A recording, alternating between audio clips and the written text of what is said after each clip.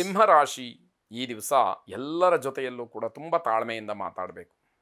ತಾಳ್ಮೆಯನ್ನು ಕಳ್ಕೊಂಡು ಯಾವುದೋ ಒಂದು ರೀತಿಯ ಧೋರಣೆಯಲ್ಲಿ ಮಾತಾಡಿದರೆ ಅದು ನಿಮಗೇ ಹಿಂದಿರುಗತಕ್ಕಂಥದ್ದಾಗತ್ತೆ. ವಾಹನದ ವಿಚಾರಕ್ಕೆ ಮನಸ್ತಾಪ, ಜಗಳ ಆಗ್ತಕ್ಕಂತಹ ಸಾಧ್ಯತೆ ಹೆಚ್ಚಾಗಿದೆ. ಕುಟುಂಬ ಮತ್ತು ಸ್ನೇಹಿತರು ಇವರಿಗೋಸ್ಕರ ಹಣವನ್ನು ಖರ್ಚು ಮಾಡ್ತೀರಿ. ಸ್ನೇಹಿತರು ಇರ್ತಾರೆ, ಕುಟುಂಬ ಸದಸ್ಯರು ಇರ್ತಾರೆ. ಅವರ ಆಸೆ ಆಶೋತ್ತರಗಳನ್ನು, ಅವರ ಬೇಡಿಕೆಗಳನ್ನು ಈಡೇರಿಸೋದಕ್ಕೆ ಹಣವನ್ನು ಖರ್ಚು ಮಾಡುವಂಥದ್ದು. ಕುಟುಂಬದ ಸದಸ್ಯರ ಜೊತೆಯಲ್ಲಿ ಸಂತೋಷದ ಕ್ಷಣಗಳನ್ನು ಕಳೀತೀರಿ. ಅದು ಬಹಳ ಆನಂದವನ್ನು ನೀಡ್ತಕ್ಕಂಥದ್ದಾಗತ್ತೆ. ನೆರೆಹೊರೆಯವರೊಂದಿಗೆ ಸಣ್ಣ ಪುಟ್ಟ ವಿಚಾರಗಳಿಗೆ ಜಗಳ ಆಗುವ ಸಾಧ್ಯತೆ ಹೆಚ್ಚಾಗಿದೆ.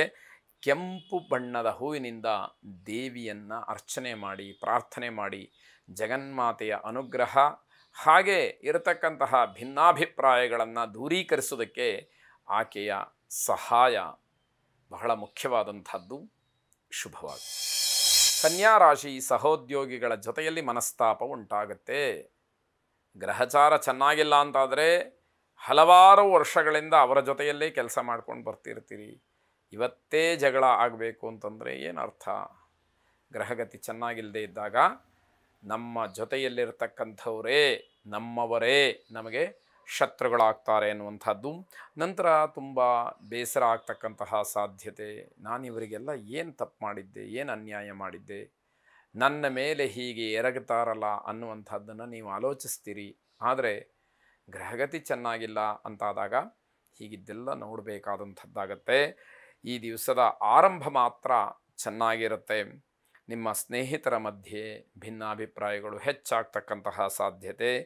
ಧಾರ್ಮಿಕ ಕ್ಷೇತ್ರಗಳಿಗೆ ಭೇಟಿ ನೀಡತಕ್ಕಂತಹ ಯೋಗ ಇದೆ, ಅವಕಾಶಗಳು ಆಗ್ತಕ್ಕಂಥದ್ದು.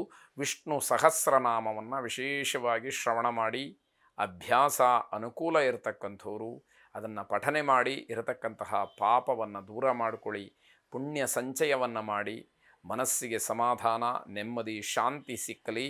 ಶುಭರಾಶಿ ವಿವಾದಾತ್ಮಕವಾದಂತಹ ಹೇಳಿಕೆಗಳಿಂದ ಅವಮಾನಿತರಾಗ್ತೀರಿ. ನಿಮಗೆ ಗೊತ್ತಿಲ್ಲದೆ ಇರತಕ್ಕಂತಹ ವಿಚಾರವನ್ನು ಬಹಳ ದೊಡ್ಡ ಮಟ್ಟದಲ್ಲಿ ಚರ್ಚೆ ಮಾಡೋದಕ್ಕೆ ಮುಂದಾಗ್ತೀರಿ. ಇದು ಅವಮಾನಕ್ಕೆ ದಾರಿ ಅನ್ನುವಂಥದ್ದಾಗತ್ತೆ. ಸಮಾಜದ ಗಣ್ಯರ ಪ್ರೋತ್ಸಾಹ, ಮಾರ್ಗದರ್ಶನ ನಿಮಗೆ ದೊರಕಬಹುದು. ಆದರೆ ಎಷ್ಟರ ಮಟ್ಟಿಗೆ ನೀವು ಅದನ್ನು ಸ್ವೀಕಾರ ಮಾಡ್ತಿರೋ ಬಿಡ್ತಿರೋ ಅನ್ನುವಂಥದ್ದು ನಿಮ್ಮ ವೈಯಕ್ತಿಕವಾದಂತಹ ವಿಚಾರ ಆಗುವಂಥದ್ದಾಗತ್ತೆ. ಕಚೇರಿಯ ಕೆಲಸಗಳನ್ನು ಮಧ್ಯಾಹ್ನದ ಒಳಗಡೆ ಪೂರೈಸ್ಕೊಳ್ಳಿ. ಆಮೇಲೆ ಅಷ್ಟೊಂದು ನಿಮ್ಮ ಮನಸ್ಸಿಗೆ ಸಂತೋಷ, ನೆಮ್ಮದಿ ಅಂತಕ್ಕಂಥದ್ದಿರೋದಿಲ್ಲ. ಮನಸ್ಸು ತುಂಬ ಏನೋ ಒತ್ತಡದಿಂದ ಕೂಡಿರ್ತಕ್ಕಂಥದ್ದು. ಆಗ ಮಾಡುವಂತಹ ಕೆಲಸಗಳು ಒಂದಷ್ಟು ಎಡವಟ್ಟಾಗತ್ತೆ. ಕೆಲಸದ ಗುಣಮಟ್ಟ ಕಡಿಮೆ ಆಗತ್ತೆ. ಮತ್ತೆ ಮೇಲಧಿಕಾರಿಗಳ ಬೈಗುಳಕ್ಕೋ, ಶಿಕ್ಷೆಗೋ, ನಿಂದನೆಗೋ ಒಳಪಡಬೇಕಾದಂಥದ್ದಾಗತ್ತೆ. ಆ ರೀತಿಯ ಅವಕಾಶಗಳನ್ನು ಮಾಡಿಕೊಳ್ಬೇಡಿ ಎನ್ನುವಂಥದ್ದು. ಸಾಮಾಜಿಕವಾಗಿ ನಿಮ್ಮ ಆಸೆಗಳು ಪೂರೈಸುತ್ತೆ. ಸಮಾಜಮುಖಿಯಾಗಿ ಸಾರ್ವಜನಿಕ ಕ್ಷೇತ್ರದಲ್ಲಿ ನಿಮ್ಗೆ ಯಾವ ಆಸೆ ಆಕಾಂಕ್ಷೆಗಳಿರುತ್ತೋ ಅದೆಲ್ಲವೂ ಕೂಡ ಈಡೇರ್ತಕ್ಕಂತಹ ಸಮಯ. ಲಕ್ಷ್ಮೀ ದೇವಿಯನ್ನು ವಿಶೇಷವಾಗಿ ಪ್ರಾರ್ಥನೆ ಮಾಡಿ. ಶುಭವಾಗಿ. ವೃಶ್ಚಿಕ ರಾಶಿ ಹಣದ ವಿಚಾರ ಬಂದಾಗ ಸ್ವಲ್ಪ ಕಿರಿಕಿರಿ ಆಗ್ತಕ್ಕಂತಹ ಸಾಧ್ಯತೆ ಹೆಚ್ಚಾಗಿದೆ. ಚಿತ್ತ ಚಾಂಚಲ್ಯವನ್ನು ಬಿಟ್ಟು ನಿಮ್ಮ ಕೆಲಸವನ್ನು ನೀವು ಮಾಡಿ, ಉತ್ತಮವಾದ ಫಲ ಇದೆ. ಮನಸ್ಸನ್ನು ಬಹಳ ಹತೋಟಿಯಲ್ಲಿಟ್ಟುಕೊಂಡು ಕೆಲಸ ಮಾಡಬೇಕು. ಮನಸ್ಸು ಹೇಳಿದಾಗೆಲ್ಲ ಹೋಗಲಿಕ್ಕೆ ಸಾಧ್ಯ ಆಗೋದಿಲ್ಲ. ಮನಸ್ಸಿನ ಒಂದು ಹತೋಟಿ, ಮನಸ್ಸಿಗೆ ಕಡಿವಾಣ ಹಾಕ್ತಕ್ಕಂತಹ ಒಂದು ಪ್ರಬುದ್ಧತೆ ನಿಮ್ಮಲ್ಲಿ ಬರಬೇಕಾದಂಥದ್ದು ಅತಿ ಮುಖ್ಯವಾಗುತ್ತೆ. ಮಿಶ್ರ ಫಲ ಸಿಗ್ತಕ್ಕಂತಹ ದಿವಸ. ಏನೋ ಎಲ್ಲ ಒಳ್ಳೆಯದಾಯಿತು ಅಂತಲೂ ಇಲ್ಲ, ಈ ದಿವಸ ಪೂರ್ತಿ ಕೆಡಕಪ್ಪ ಅನ್ನುವಂತಹ ಬೇಸರವೂ ಇಲ್ಲದೆ ಇರೋ ಹಾಗೆ ಆಗ್ತಕ್ಕಂಥದ್ದು. ನಿಮ್ಮೆಲ್ಲ ಕೆಲಸ ಕಾರ್ಯಗಳನ್ನು ದಕ್ಷತೆಯಿಂದ, ಪ್ರಾಮಾಣಿಕತೆಯಿಂದ, ಧೈರ್ಯದಿಂದ ಮಾಡಬೇಕಾದಂಥದ್ದು. ಯಾವುದೇ ರೀತಿಯ ಸಾಲದ ವಿಚಾರಕ್ಕೆ ಹೋಗಬೇಡಿ, ಸಾಲವನ್ನು ಮಾಡಬೇಡಿ, ಬೇರೆಯವರಿಗೂ ಸಾಲವನ್ನು ಕೊಡಿಸಬೇಡಿ.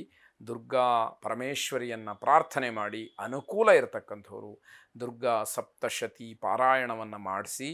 ಶುಭವಾಗಿ.